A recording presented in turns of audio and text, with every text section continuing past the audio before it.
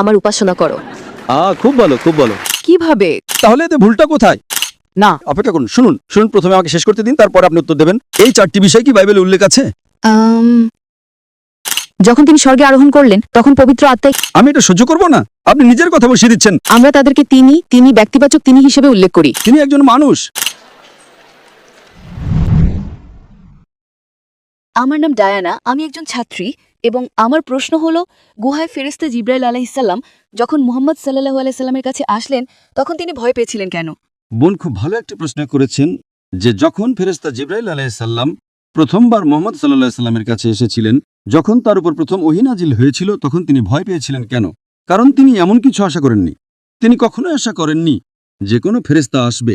যদি আপনি ঐতিহাসিক বই এবং নবীর হাদিস পড়েন, সেখানে বলা হয়েছে যে নবী মুহাম্মদ সাল্লাল্লাহু আলাইহি সাল্লাম যখন গুহায় ছিলেন, তিনি আল্লাহর ধ্যানে মগ্ন ছিলেন এবং ইবাদত করছিলেন, তখন ফেরেশতা জিবরাইল আলাইহিস সালাম এসে তাকে বললেন, ইকরা, পড়ুন। তাই তিনি অবাক হয়ে গেলেন, এই ব্যক্তিকে যে আমাকে পড়তে বলছে, এবং তিনি আবার বললেন, ইকরা। নবী উত্তরে বললেন, আমি পড়তে জানি না। কিন্তু বাইবেলে আছে যখন মানুষের সাথে ফেরেশতাদের দেখা হতো তখন ফেরেশতারা তাদের ভয় না পাওয়ার জন্য বলতেন, কারণ তাদের ঈশ্বর পাঠিয়েছেন। তাহলে কেন তাকে ভয় না পাওয়ার জন্য কোনো আশ্বাস দেওয়া হয়নি? খুব ভালো প্রশ্ন করেছেন। তিনি বাড়ি চলে গেলেন এবং এরপর তিনি স্ত্রীকে চাদর দিয়ে ঢেকে দিতে বললেন, কারণ তিনি খুব ভয় পেয়েছিলেন। কিন্তু বাইবেলে যখন মানুষের সাথে ফেরেশতাদের দেখা হতো তখন ফেরেশতারা তাদের ভয় না পাওয়ার জন্য আশ্বস্ত করতেন, কারণ 2 টিমোথি ভার্স 7 বলা হয়েছে, ঈশ্বর আমাদের ভয়ের আত্মা দেননি, বরং শক্তি, ভালোবাসা এবং সুস্থ মনের আত্মা দিয়েছেন। তাহলে কেন ঈশ্বর আমাদের ভয় পেতে দেবেন? যদি তিনি সত্যিই ঈশ্বরের পক্ষ থেকে আসেন তাহলে এই কথার কোনো মানে হয় না। অথবা যদি সেই ফেরেশতা সত্যিই ঈশ্বরের পক্ষ থেকে এসে থাকেন তাহলে ব্যাপারটা কেমন হয়ে যায়? বোন খুব ভালো একটি প্রশ্ন করেছেন। তিনি বলছেন যে বাইবেলে এমন অনেক উদাহরণ আছে যেখানে যখন কোনো ফেরেশতা নবীদের কাছে বা অন্য কোনো মানুষের কাছে এসেছেন, তখন তারা বলেছেন, আমি একজন ফেরেশতা, ভয় পেও না। ঠিক, হ্যাঁ, এই বিষয়টি কোরআনেও উল্লেখ আছে। এটা কোরআনেও উল্লেখ আছে যে যখন ফেরেশতা জিবরাইল আলাইহিস সালাম, ইব্রাহিম আলাইহিস সালাম এবং অন্যান্য নবীদের কাছে এসেছিলেন, তখন ফেরেশতারা বলতেন, ভয় পেও না। কিন্তু এখানে ফেরেশতা জিবরাইল আলাইহিস সালাম নবীকে বলেননি, ভয় পেও না। এই পূর্ববাণী যখন ফেরেশতা জিবরাইল আলাইহিস সালাম নবী মুহাম্মদ সাল্লাল্লাহু আলাইহি সাল্লামকে বললেন, ইকরা, তখন নবী ভয় পেয়েছিলেন। কেন জানেন? কারণ তিনি নিরক্ষর ছিলেন। কিন্তু আমাকে শেষ করতে দিন। যখন ফেরেশতা জিবরাইল আলাইহিস সালাম বললেন, পড়ুন, তিনি বললেন, আমি পড়তে জানি না। কেন? কারণ এটা ছিল বাইবেলে করা একটা ভবিষ্যৎবাণীর পরিপূর্ণতা। যদি আপনি বাইবেল পড়েন, Isaiah chapter number 29 verse number 12. তাকে বলা হবে যে নিরক্ষর। এটাই হলো ওল্ড টেস্টামেন্টে একেবারে শেষে চূড়ান্ত রাসূল নবী মুহাম্মদ সাল্লাল্লাহু আলাইহি ওয়াসাল্লাম সম্পর্কে করা একটা পূর্ববাণী। যিশায়া অভিমতের পুস্তক অধ্যায় 29 ভার্স 12তে বলা হয়েছে, সে গ্রন্থ তাকে দেওয়া হবে যে নিরক্ষর, এবং তাকে বলা হবে, দয়া করে এটা পড়ো, এবং সে উত্তরে বলবে, আমি পড়তে জানি না। এটা ছিল ওল্ড টেস্টামেন্টে পরবর্তী ধর্মগ্রন্থে উল্লেখিত ভবিষ্যৎবাণীর পরিপূর্ণতা। তাই কোরআনে এবং কোরআনের তাফসিরেও আছে, যখন প্রথম ওহী এসেছিল, নবী মুহাম্মদ সাল্লাল্লাহু আলাইহি ওয়াসাল্লাম ভয় পেয়েছিলেন। এর আগে তিনি আল্লাহর রাসূল ছিলেন না। এটা ছিল প্রথম ওহী, যেটা তিনি 40 বছর বয়সে পেয়েছিলেন। এর আগে তিনি একজন ধার্মিক ব্যক্তি ছিলেন, কিন্তু তার উপর নবুয়তি দেওয়া হয়নি। তাই প্রথমবার যখন ফেরেশতা আসলেন, তিনি ভয় পেলেন, একজন সাধারণ মানুষের মতো। হ্যাঁ, কিন্তু যদি কোনো ফেরেশতা আপনার বা আমার কাছেও আসেন, আমরাও ভয় পাব। তাই সেই সময়ে তিনি একজন সাধারণ মানুষ ছিলেন। প্রথমবার যখন ফেরেশতা আসলেন এবং তাকে বললেন, পড়ুন, তিনি ভাবলেন তাকে পড়তে বলা হচ্ছে, কিন্তু তিনি নিরক্ষর ছিলেন। তাই তিনি উত্তরে বললেন, Ma ana bikari. আমি পড়তে জানি না। তারপর তিনি আবার বললেন, পড়ুন, Ikra. পড়ুন। তিনি উত্তরে বললেন। Ma ana bikari. তৃতীয়বার যখন তিনি বললেন, পড়ুন, ইকরা শব্দটি 3টি অর্থ আছে। একটা হলো পড়া, একটা হলো আবৃত্তি করা, আর একটা হলো ঘোষণা করা। তখন নবীজি বুঝতে পারলেন, ও, তিনি আমাকে পুনরাবৃত্তি করতে বলছেন। আর পুনরাবৃত্তি করার জন্য তো শিক্ষিত হওয়ার প্রয়োজন নেই, তাই না? তারপর তিনি বললেন, Ikra bismi rabbikal ladhi khalaq. Khalaqal insana min alaq. পড়ুন, আপনার রবের নামে যিনি সৃষ্টি করেছেন, যিনি মানুষকে সৃষ্টি করেছেন জমাট রক্ত থেকে। সুতরাং যখন তিনি পুরো আয়াতটা বললেন, তখন নবী মুহাম্মদ সাল্লাল্লাহু আলাইহি সাল্লাম বুঝতে পারলেন যে জিবরাইল আলাইহিস সালাম যা চান তা হলো তিনি যেন পড়েন না, বরং পুনরাবৃত্তি করেন। আচ্ছা, তাই তিনি তা পুনরাবৃত্তি করলেন। Ikra bismi rabbikal ladhi khalaq. Khalaqal insana min alaq. আর তারপর কোরআনের প্রথম 5টি আয়াত নাজিল হল। যখন তিনি বাড়ি ফিরে আসলেন, একজন মানুষ হিসেবে তিনি কাঁপছিলেন। তখন তার স্ত্রী হযরত খাদিজা রাদিয়াল্লাহু আনহা তাকে চাদর দিয়ে জড়িয়ে ধরলেন এবং বললেন, চিন্তা করবেন না, আপনি আল্লাহর একজন প্রিয় মানুষ, আপনার কোনো ক্ষতি হবে না। সুতরাং তিনি একজন মানুষ। তাই কোনো ব্যক্তি যদি ফেরেশতা দেখে ভয় পায়, তাতে ভুলটা কোথায়? এর মধ্যে কোনো ভুল নেই। যদি ফেরেশতা বারবার আসতে থাকেন এবং তারপরেও তিনি ভয় পান, তখন আপনি আপত্তি করতে পারেন। প্রথমবার ভয় পাওয়াটা স্বাভাবিক। তিনি একজন মানুষ। আমার কাছে তিনি একজন মানুষ, সৃষ্টিকর্তা নন। তিনি যদি ভয় পান এটা স্বাভাবিক। অনেক রাসূল যখন ফেরেশতাদের দেখতেন তখন তারা ভয় পেতেন। যখন জিবরাইল আলাইহিস সালাম বারবার আসতে থাকলেন তখন তিনি আর ভয় পেতেন না। তাহলে এতে ভুলটা কোথায়? যেমন মরিয়ম এবং জাকারিয়া তাদের সাথে কাদের সাথে? মরিয়ম এবং জাকারিয়ার সাথে ফেরেশতা জিবরাইল আলাইহিসসালামের সাক্ষাৎ হয়েছিল, সেটা মুহাম্মাদের সাথে সাক্ষাতের চেয়ে ভিন্ন ছিল। যেমন মরিয়ম এবং জাকারিয়ার সাথে জিবরাইলের সাক্ষাতের পর জিবরাইলের যাওয়ার সময় তাদের কোনো ভয় ছিল না, যা মুহাম্মাদের ক্ষেত্রে হয়নি। সাক্ষাতের পরও তার ভয় থেকে গিয়েছিল। আর ঈশ্বর আমাদের ভয়ের আত্মা দেন না। হ্যাঁ, বোন প্রশ্ন করছেন যে যখন মরিয়াম আলাইহিস সালাম ফেরেশতার সাথে দেখা করেছিলেন এবং জাকারিয়া আলাইহিস সালাম যখন ফেরেশতার সাথে দেখা করেছিলেন তখন তারা ভয় অনুভব করেননি। ভয় পাওয়াটা হারাম কিছু নয়, এটা ভুল কিছু নয়, এটা মানবীয়। হ্যাঁ, তাই আমার কাছে এটা স্বাভাবিক। তিনি একজন মানুষ, কেউ ভয় পায় আবার কেউ ভয় পায় না। এখানে আমরা জানতে পারি যে প্রথমবার যখন ফেরেশতা আসেন তখন নবী মুহাম্মদ সাল্লাল্লাহু আলাইহি সাল্লাম এবং নবী জাকারিয়া আলাইহিস সালাম আর মরিয়ম আলাইহিস সালামের মধ্যে একটি পার্থক্য ছিল। প্রথমত মাতা মরিয়ম কোনো নবী ছিলেন না। হ্যাঁ, ঠিক, তারা সুসংবাদ দিয়ে চলে যান। এখানে আপনাকে বুঝতে হবে এটা জরুরি না যে একজন রাসূল যদি ভয় পান সেটা ভুল, অথবা একজন রাসূল যদি ভয় না পান সেটা সঠিক। প্রত্যেক রাসূলই ভিন্ন। যেমন ধরুন নবী মুসা আলাইহিস সালাম সরাসরি আল্লাহর সাথে কথা বলেছেন, ইব্রাহিম আলাইহিস সালাম বলেননি। তাহলে এটা কি ইব্রাহিম আলাইহিস সালামকে ছোট নবী বানিয়ে দেয়? না, যিশু আলাইহিস সালাম সরাসরি ঈশ্বরের সাথে কথা বলেননি, এটা কি তাকে ছোট নবী বানিয়ে দেয়? না। কোরআন বলে যে ইব্রাহিম আলাইহিস সালাম আল্লাহর বন্ধু, এটা একটা উপাধি। এর মানে কি এই যে অন্য রাসূলরা আল্লাহর শত্রু? না। সুতরাং এগুলো হলো প্রদত্ত উপাধি। প্রত্যেক নবী নিজেই অনন্য। আমরা কেবল তখনই আপত্তি করব যদি এমন কিছু করা হয় যেটা অস্বাভাবিক বা যেটা সঠিক না বা যেটা পাপপূর্ণ। তাই ভয় পাওয়া এমনটাই পাপ না। তাই আমার কাছে এটা স্বাভাবিক। আমি একজন ডাক্তার হিসেবে, একজন বুদ্ধিমান ব্যক্তি হিসেবে যদি একজন মানুষ ভয় পায় আর একজন না পায়, এটা তাকে ছোট বা বড় করে না। হ্যাঁ, কিন্তু এরপরে আপনাকে যা দেখতে হবে, এরপরে আপনাকে দেখতে হবে কে বেশি সাহসী ছিলেন। নবী মুহাম্মদ সাল্লাল্লাহু আলাইহি সাল্লাম জিবরাইলের সাথে যোগাযোগ রাখতেন, এমন কোন নবী নেই যিনি নবী মুহাম্মদ সাল্লাল্লাহু আলাইহি সাল্লামের মতো জিবরাইলের সাথে এত বেশি যোগাযোগ করেছেন। আপনি কি কোনো রাসূলকে চেনেন? কোন রাসূল জাকারিয়া, মরিয়ম আলাইহিস সালাম তারা কি নবী মুহাম্মদ সাল্লাল্লাহু আলাইহি সাল্লামের মতো এত বেশি যোগাযোগ করেছেন? না। না। সুতরাং এই যোগাযোগ আল্লাহর উপরে নির্ভর করে। তাই যদি দেখেন জিবরাইল আলাইহিস সালামকে সর্বশক্তিমান আল্লাহ বিশেষভাবে নবী মুহাম্মদ সাল্লাল্লাহু আলাইহি সাল্লামের কাছে ওহী পৌঁছে দেওয়ার জন্য বেছে নিয়েছিলেন। অন্যদের কাছে তিনি কম এসেছেন, নবী মুহাম্মদ সাল্লাল্লাহু আলাইহি সাল্লামের কাছে তিনি বেশি এসেছেন। সুতরাং যদি আপনি পুরো জীবন দেখেন, অবশ্যই নবী মুহাম্মদ সাল্লাল্লাহু আলাইহি সাল্লাম অনেক বেশি যোগাযোগ করেছেন। তিনি তার সাথে আরও অনেকবার কথা বলেছেন। যদি আপনি হাদিস দেখেন, অন্য যে কোনো রাসূলের চেয়ে বহুগুণ বেশি। কেন? কারণ তিনি ছিলেন সর্বশেষ এবং চূড়ান্ত রাসূল। সুতরাং প্রথমবার যদি কোনো রাসূল একজন ফেরেশতাকে দেখে ভয় পান, এটা স্বাভাবিক। তিনি একজন মানুষ, এতে ভুল নেই। আপনি কেন আপত্তি করছেন? ভুলটা কোথায়? এটা পাপ না। না, এটা পাপ নয়, কিন্তু সাক্ষাতের পর আপনার সেই চরম ভয় থাকা উচিত নয় যদি তা ঈশ্বরের কাছ থেকে হয়। যদি আপনার ঈশ্বরের সাথে সাক্ষাৎ হয়, আপনাকে আশ্বস্ত করতে হবে যে ভয় পেও না। এতে কোনো সমস্যাই নেই, কারণ এটা প্রমাণ করে যে নবী মুহাম্মদ সাল্লাল্লাহু আলাইহি ওয়াসাল্লাম একজন মানুষ ছিলেন। মানুষের ভাবা উচিত না যে তিনি ঈশ্বর। আমি বলছি, নয়তো খ্রিস্টানদের মতো মানুষ ভাবতে শুরু করবে যে নবী মুহাম্মদ সাল্লাল্লাহু আলাইহি ওয়াসাল্লাম ঈশ্বর। আমি মনে করি এটা ভালো। তাই যদি একজন মানুষ ভয় পায় এবং তারপর বিশ্বাস করে, এতে কোনো সমস্যা নেই। তিনি আপনার এবং আমার মতো একজন মানুষ। সুতরাং সকল নবী মানুষ ছিলেন। তাই আপনি যে শর্ত দিচ্ছেন যে তার ভয় পাওয়া উচিত নয়, সেটা আপনার শর্ত, এটা ঈশ্বরের শর্ত নয়। আপনি কি বুঝতে পারছেন? তাই আমার কাছে যদি কোনো মানুষ ঈশ্বর হন, ঈশ্বর ভয় পেতে পারেন না। সুতরাং এটি প্রমাণ করে যে তিনি ঈশ্বর নন। আর এ কারণে আমাদের কালেমাতে আশহাদু আল্লা ইলাহা ইল্লাল্লাহ ওয়া আশহাদু আন্না মুহাম্মাদান আবদুহু ওয়া রাসূলুহু, তখন আমরা বলি যে তিনি আল্লাহর বান্দা। তাই এই সমস্ত কাজ প্রমাণ করে যে তিনি একজন মানুষ। আমি মনে করি এটা একটা চমৎকার উদাহরণ যে ঈশ্বরের সকল রাসূল মানুষ ছিলেন, তারা ঈশ্বর ছিলেন না। নয়তো অনেক খ্রিস্টানের মতো তারা ভুলভাবে ঈশ্বরকে, দুঃখিত, যিশুকে ঈশ্বর বলে ডাকে। বোন, আপনি কি বিশ্বাস করেন যে যিশু ঈশ্বর? হ্যাঁ।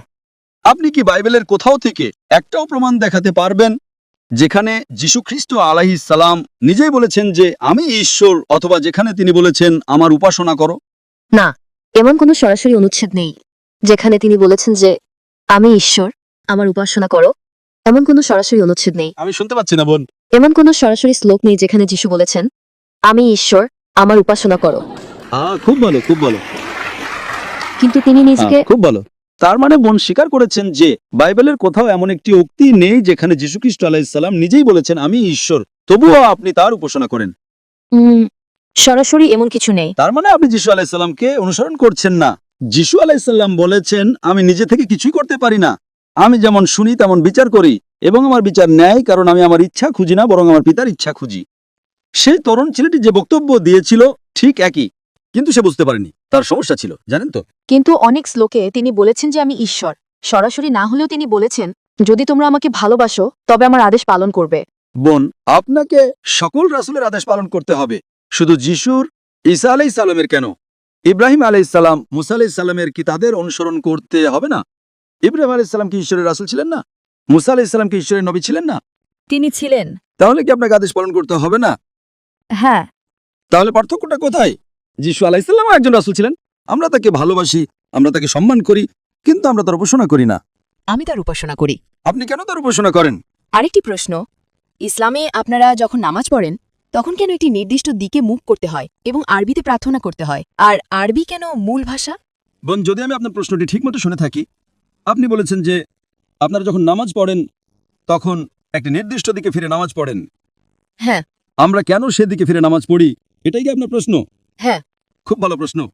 বোন প্রশ্ন করেছেন যে আমরা মুসলিমরা যখন নামাজ পড়ি তখন আমরা কাবার দিকে মুখ করি, কিন্তু আমরা কেন কাবার দিকে মুখ করি? কারণ কাবা আমাদের কিবলা। কিবলা মানে দিক। আমরা কেন কিবলার দিকে মুখ করি, এটাই প্রশ্ন। কারণ আমরা ইসলামে একতায় বিশ্বাস করি, আমরা ভাগে বিশ্বাস করি না। তাই ধরুন আজকে আমরা সবাই এই তাঁবুতে নামাজ পড়তে চাই, তাহলে আমরা কোন দিকে ফিরে নামাজ পড়ব? পূর্ব, পশ্চিম, উত্তর নাকি দক্ষিণ? আপনি বলবেন পশ্চিম, ও বলবে পূর্ব, আরেকজন বলবে উত্তর। এখন আমরা কোন দিকে ফিরে নামাজ পড়ব? বিভিন্ন দিক। তাই ঐক্যের জন্য আল্লাহ বলেছেন যখন তোমরা নামাজ পড়বে তখন কাবার দিকে মুখ করবে। এটি কোরআন সূরা বাকারার 2 নম্বর অধ্যায়ের একটি আয়াত। তাই আমরা ঐক্যের জন্য কাবার দিকে মুখ করি। এর মানে এই নয় যে আমরা কাবার ইবাদত করি। কিছু মানুষ ভাবতে পারে যে আমরা কাবার ইবাদত করি। কোনো মুসলিম কখনো কাবার ইবাদত করে না। আপনি কি বুঝতে পারছেন? জি। কাবা হলো কিবলা। কিবলা মানে দিক। আমরা ঐক্যে বিশ্বাস করি। যখন হজের জন্য মক্কায় যাই তখন কাবার চারপাশে তাওয়াফ করি, কারণ প্রতিটি বৃত্তের একটি কেন্দ্র থাকে। এটা প্রমাণ করার জন্য যে আল্লাহ এক। এবং ইসলামের দ্বিতীয় খলিফা মানে হযরত ওমর রাদিয়াল্লাহু আনহু, তিনি এই কালো পাথর বা হাজরে আসওয়াদের দিকে ইঙ্গিত করে বলেছিলেন যে এই কালো পাথর আমার কোনো উপকার করতে পারে না, ক্ষতিও করতে পারে না। আমি এই কালো পাথরকে চুম্বন করছি শুধুমাত্র কারণ আমার নবী এটাকে চুম্বন করেছিলেন, নয়তো এই পাথর আমার কোনো উপকার বা ক্ষতি করতে পারে না। এটি প্রমাণ করে যে কোনো মুসলিম কখনো পাথরের ইবাদত করে না। এছাড়াও নবীর সময় নবীর অনেক সাহাবী কাবার উপরে দাঁড়িয়ে আজান দিতেন। তারা কাবার উপরে দাঁড়িয়ে আজান দিতেন। কোনো মূর্তি পূজক কি কখনো কাবার উপরে দাঁড়াবে যেই মূর্তির সে পূজা করে? আমি আপনাকে একটা প্রশ্ন করছি, কোন মূর্তি পূজক কি সেই মূর্তির উপরে দাঁড়াবে যার সে পূজা করে? না। সুতরাং এটি প্রমাণ করে যে আমরা মুসলিমরা কাবার ইবাদত করি না, আমরা হাজরে আসওয়াদের ইবাদত করি না। এটা শুধু একটা কিবলা। আমরা ঐক্যে বিশ্বাস করি, অন্যথায় বিশৃঙ্খলা সৃষ্টি হবে। আপনি বলবেন পূর্বে নামাজ পড়ো, ও বলবে পশ্চিমে, কেউ বলবে উত্তরে, কেউ বলবে দক্ষিণে। তাই ঐক্যের জন্য বিশ্বের সবাই কাবা মক্কার দিকে মুখ করে এবং আমরা একই দিকে ফিরে নামাজ পড়ি। আশা করি উত্তর পেয়েছেন। তাহলে আপনি বলতে চাইছেন যে আমাদের মধ্যে বিভ্রান্তি আছে কারণ আমরা একটা নির্দিষ্ট দিকে ফিরে প্রার্থনা করি না, তাই না? অবশ্যই কোনো নির্দিষ্ট দিক নেই, কিভাবে? কোনো কারণ আপনার স্বাধীনতা আছে। কোনো ঐক্য নেই। কিছু খ্রিস্টান দক্ষিণে প্রার্থনা করে, কিছু পশ্চিমে, কিছু পূর্বে। কোনো ঐক্য নেই, সব দিক ভিন্ন। আচ্ছা তো সেটা আপনার প্রবলেম, আমার নয়। আচ্ছা। ঠিক এ কারণে যিশু আলাইহিস সালাম, In the Gospel of John, chapter number 16, verse number 11 to 14, আমার তোমাদেরকে আরো অনেক কথা বলার আছে, কিন্তু তোমরা এখন তা সহ্য করতে পারবে না। কিন্তু তিনি যখন সেই সত্যের আত্মা আসবেন তখন তিনি তোমাদেরকে সমস্ত সত্যের পথ দেখাবেন। তিনি নিজে থেকে কিছু বলবেন না, যা শুনবেন তাই বলবেন। নবী মুহাম্মদ সাল্লাল্লাহু আলাইহি ওয়াসাল্লামের ব্যাপারে কথা বলছে। সত্যের আত্মা হলেন পবিত্র আত্মা। হ্যাঁ, পবিত্র আত্মা। ঠিক আছে, ওকে। ঠিক আছে, আপনি আমার সাথে একমত। বোন, খুব ভালো উত্তর দিয়েছেন। এ কারণে যিশু আলাইহিস সালাম পবিত্র আত্মার কথা বলছেন। সেখানে কি বলা হয়েছে? আমার তোমাদেরকে আরো অনেক কথা বলার আছে, কিন্তু তোমরা এখন তা সহ্য করতে পারবে না, কারণ তিনি যখন সেই সত্যের আত্মা আসবেন। বোন, বাইবেল বলে যে যখন যীশু খ্রিস্ট ঈসা আলাইহিস সালাম জন্মগ্রহণ করেছিলেন তখন পবিত্র আত্মা সেখানে ছিলেন, হ্যাঁ কি না? পবিত্র আত্মা। বোন, শুধু আমার প্রশ্নের উত্তর দিন। বাইবেলে তো এটা বলা নেই যে যখন যীশু খ্রিস্ট ঈসা আলাইহিস সালাম জন্মগ্রহণ করেছিলেন তখন পবিত্র আত্মা সেখানে ছিলেন, ঠিক না ভুল? হ্যাঁ, ভিতরে। তাহলে এখানে ভবিষ্যদ্বাণী বলছে আমার তোমাদেরকে আরো অনেক কথা বলার আছে, কিন্তু তোমরা এখন তা সহ্য করতে পারবে না। কিভাবে? শুনুন, তিনি প্রথমত একজন মানুষের ব্যাপারে বলা হচ্ছে, কোন আত্মার সম্পর্কে নয়। না। অপেক্ষা করুন, শুনুন শুনুন, প্রথমে আমাকে শেষ করতে দিন, তারপর আপনি উত্তর দেবেন। প্রথমত তিনি একজন মানুষকে বোঝায়, কোন আত্মাকে নয়। তিনি যখন সত্যের আত্মা আসবেন তিনি তোমাদেরকে সমস্ত সত্য পথ দেখাবেন। তিনি নিজের থেকে কিছু বলবেন না, যা শুনবেন তাই বলবেন। 4-5 বার তিনি পবিত্র আত্মা। পবিত্র আত্মাকে তিনি বলা হয় না। কারণ যখন যিশু না, আমাকে আগে শেষ করতে দিন, আপনি কেন বাধা দিচ্ছেন? আমি আপনাকে কথা বলার সুযোগ দেব। তিনি একজন পুরুষ বা মানুষকে বোঝায়। দ্বিতীয়ত ভবিষ্যৎবাণী, যখন নবী আসবেন পবিত্র আত্মা যীশু খ্রিস্ট আলাইহিস সালামের জন্মের সময় থেকেই সেখানে ছিলেন। সুতরাং পবিত্র আত্মার সম্পর্কে আপনার ব্যাখ্যা সম্পূর্ণ ভুল। তিনি নিজের থেকে কিছু বলবেন না, যা শুনবেন তাই বলবেন। তার মানে যে আমরা কোরআন এবং হাদিসে জানি শব্দগুলো ফেরেশতা জিবরাইলের মাধ্যমে পাঠানো হয়েছিল, যা আপনি বলেছেন। তিনি এমনভাবে পুনরাবৃত্তি করেছেন যেন শব্দগুলো তার মুখে বসিয়ে দেওয়া হয়েছিল। পবিত্র আত্মার মুখে কোথায় শব্দ বসানো হয়েছিল? বাইবেলে কোথাও এমন কথা বলা নেই। এখানে বলা হয়েছে যা শুনবেন তাই বলবেন। নবী মুহাম্মদ সাল্লাল্লাহু আলাইহি ওয়াসাল্লাম সম্পর্কে বলা হচ্ছে তিনি আমার মহিমা প্রকাশ করবেন। পবিত্র আত্মা কি যিশুর মহিমা প্রকাশ করেছিলেন? না। কোথায়? পবিত্র আত্মা কোথায় যিশুর মহিমা প্রকাশ করেছিলেন? কোথায়? তার মানে আপনি বাইবেল পড়ছেন না। প্রথমত, পবিত্র আত্মা যিশু ঈসা আলাইহিস সালামের জন্মের আগে থেকেই সেখানে ছিলেন। পবিত্র আত্মা সেখানে ছিলেন যখন যিশু পৃথিবীতে বাস করতেন। এই ভবিষ্যৎবাণী ভবিষ্যতে আগমনকারী একজনের সম্পর্কে বলছে, সুতরাং এটা পবিত্র আত্মা হতে পারে না। দ্বিতীয়ত, তিনি শব্দটি 4-5 বার ব্যবহার করা হয়েছে, এটা কোনো আত্মা হতে পারে না। তৃতীয়ত, তার মুখে শব্দ বসিয়ে দেওয়া হয়েছিল, পবিত্র আত্মার মুখে কোনো শব্দ বসানো হয়নি। চতুর্থত, তিনি যীশু খ্রিস্ট আলাইহিস সালামের মহিমা প্রকাশ করবেন। এই 4টি বিষয় বাইবেলে কোথায় উল্লেখ আছে? তাহলে আমি মেনে নেব যে এটি পবিত্র আত্মা। ঠিক আছে। এই 4টি বিষয় কি বাইবেলে উল্লেখ আছে? এই 4টি বিষয় পবিত্র আত্মার সাথে মেলে না, শুধু কারণ আপনার বাবা আপনার চার্চ বলেছে আপনি অন্ধভাবে তা পুনরাবৃত্তি করছেন। না, আপনাকে যৌক্তিকভাবে ভাবতে হবে পবিত্র আত্মা সেখানে ছিলেন কিনা। তিনি ছিলেন। তিনি যীশু খ্রিস্ট আলাইহিস সালামের জন্মের আগে থেকেই সেখানে ছিলেন। তিনি মাতা মরিয়মের গর্ভে ছিলেন। তিনি সেখানে ছিলেন যখন যীশু খ্রিস্ট ঈসা আলাইহিস সালাম জন্মগ্রহণ করেছিলেন। তিনি সেখানে ছিলেন যখন যীশু বেঁচে ছিলেন। সুতরাং এটা পবিত্র আত্মা সম্পর্কে বলছে না। Someone is misguiding you. তার মানে আপনি বাইবেল পড়ছেন না। যখন তিনি আসবেন, এটি এমন একজনের সম্পর্কে বলছে যিনি উপস্থিত নন। পবিত্র আত্মা প্রথমে যখন যিশু জন্মগ্রহণ করেছিলেন তখন তার ভিতরে তার সাথে ছিলেন, কিন্তু তিনি চলে যাওয়ার পর তিনি বলেছিলেন যে সেই আত্মা তোমাদের ভিতরে থাকবে। সুতরাং এটি কেবল না, এমন কথা বলা হয়নি। যখন তিনি স্বর্গে আরোহণ করলেন তখন পবিত্র আত্মাই না, আপনি বাইবেলের ভুল প্রমাণ দিচ্ছেন।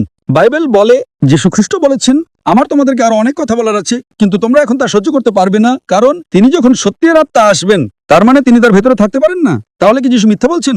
আমরা বিশ্বাস করতে পারি না যে নবী যীশু মিথ্যা বলতে পারেন। আপনি কেন যীশু খ্রিস্ট আলাইহিস সালামকে মিথ্যা বলার জন্য অভিযুক্ত করছেন? আমি এটা সহ্য করব না। আমার নবী যীশু আলাইহিস সালাম আমার নবী, আপনি তাকে মিথ্যা বলার জন্য অভিযুক্ত করতে পারেন না। আপনি নিজের কথা বসিয়ে দিচ্ছেন। যীশু খ্রিস্ট আলাইহিস সালাম বলেছেন যখন তিনি আসবেন তিনি তোমাদেরকে সমস্ত সত্য পথ দেখাবেন। পবিত্র আত্মা তো আগে থেকেই সেখানে ছিলেন। তাহলে আপনি কেন যীশু খ্রিস্ট ঈসা আলাইহিস সালামকে ভুল বুঝছেন? তিনি নবী মুহাম্মদ সাল্লাল্লাহু আলাইহি ওয়াসাল্লামের ভবিষ্যৎবাণী সম্পর্কে বলছেন। না না না, আমরা ঈশ্বর, পিতা ঈশ্বর, পুত্র ঈশ্বর এবং পবিত্র আত্মা ঈশ্বর। আমরা তাদেরকে তিনি ব্যক্তিবাচক তিনি হিসেবে উল্লেখ করি। কোথায় তিনি? কোথায় উল্লেখ আছে পিতা ঈশ্বর, পবিত্র আত্মা? বাইবেলের কোন পদে এমন কথা বলা আছে? যখন যিশুকে দীক্ষিত করা হয়েছিল বাইবেলের কোন পদে এমন কথা বলা আছে? আমি আপনাকে উত্তর দেওয়ার সুযোগ দিচ্ছি, কারণ আপনি সেই তরুণ ছেলেটির মতো নন। আমি আপনাকে বোঝানোর চেষ্টা করছি যে যীশু খ্রিস্ট আলাইহিস সালাম বাইবেলে স্পষ্টভাবে নবী মুহাম্মদ সাল্লাল্লাহু আলাইহি ওয়াসাল্লামের ভবিষ্যৎবাণীর সম্পর্কে উল্লেখ করেছেন, ঠিক আছে। খুবই স্পষ্টভাবে। কিন্তু আপনি কেন বুঝতে পারছেন না? কোথায় বলা হয়েছে পবিত্র আত্মা? পবিত্র আত্মা তো আগে থেকেই সেখানে আছেন। তাহলে আপনি কেন ভুল পথে পরিদর্শিত হচ্ছেন? আমি ভুল পথে পরিদর্শিত নই। এটা স্পষ্ট ইংরেজি বোন, এবং আমার মনে হয় আপনার ইংরেজি খুব ভালো, সেই তরুণ ছেলেটির মতো নয়। তো আপনি যখন বাড়ি যাবেন তখন ঠিকমতো পড়তে পারবেন, ঠিক আছে? ঠিক আছে। জনের সুসমাচার 16 অধ্যায় 11 থেকে 14 পদ, এটা লিখে রাখুন, আপনার ডায়েরিতে লিখে রাখুন। Okay, thank you, sister. Can we have the next question?